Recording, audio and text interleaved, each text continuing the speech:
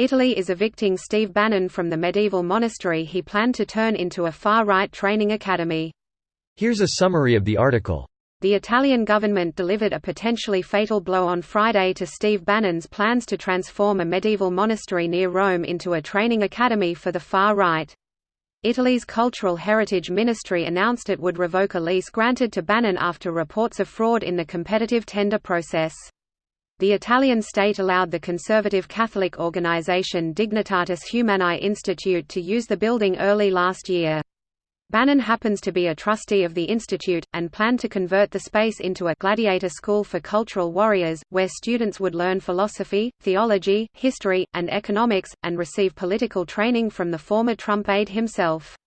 Earlier this month, Italian newspaper Repubblica reported that a letter used to guarantee the lease was forged.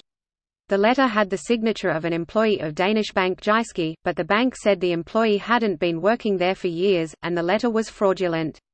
The Economist reported last week that Benjamin Harnwell, the director of the institute, was surprised by the revelation, while Bannon claimed the letter was totally legitimate.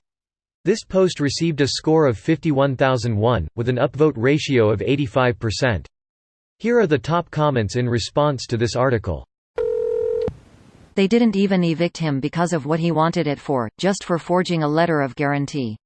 Falsifying documents and bank fraud sounds like a pretty big deal to me. Sounds like standard operating procedure for the alt-right. Anti-immigration nationalist emigrates to spread nationalism internationally. Gets kicked out by anti-immigration nationalists. Blames liberals. Sounds awfully like someone's trying to start an extremist cult. Start, lol, the alt-right already exists. QAnon already exists it. He's already done it, now he is just organizing them. Greater than, these guys, these rootless white males, had monster power. It was the pre-Reddit. It's the same guys on, one of a trio of online message boards owned by IGE, Thoughtbot who were, later, on Reddit, and other online message boards where the alt-right flourished, Bannon said. Edit, sources. Go on Trump's Twitter and look at the comments. Q followers everywhere. Reddit has less Q crazies since banning their subs. Twitter, Facebook, and YouTube are flooded with them. What are Q followers and QAnon? This is the first I've seen these terms.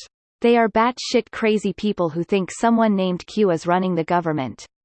Something like that. Also Trump is a holy leader for them. Before Reddit washed their hands of these wackos, if you ever went in their sub and made fun of them they would DM you for days. I remember a Taxol5, some wacko user who used to DM me something like he was a tactical solider for QAnon and have stockpiles of guns and they are coming for me and the rest of us. Dumb bastard didn't even know what country I lived in. Canon started on 4chan as a joke, and morphed into a real movement. They made their alt-right Easter Bunny a thing. Sounds like weaponized idiocy. That is the most succinct but accurate description of the alt-right I have ever read. The people who are doing the weaponizing are the ones making fake news, doctoring videos, turning 4chan jokes into true ideology. They absolutely know what they are doing. It's truly an effective means of recruitment, because you have to be a major dumbass to believe any of it. The reason why tribalism and politics work, is that idiots react to Fox News, Facebook, Twitter and whatever bullshit artists preaching alt-right politics on YouTube, and cannot tell propaganda from factual news. The fact that the InfoWars clown injected the idea that Sandy Hook was a conspiracy into an alt-right talking point, only to be regurgitated by thousands of hive mind drones, is proof enough of this. This video was automatically created by Reddit to speech. The article and comments in this video were selected from Reddit according to their upvotes, and any paraphrasing was performed by smmry.com, without any human intervention.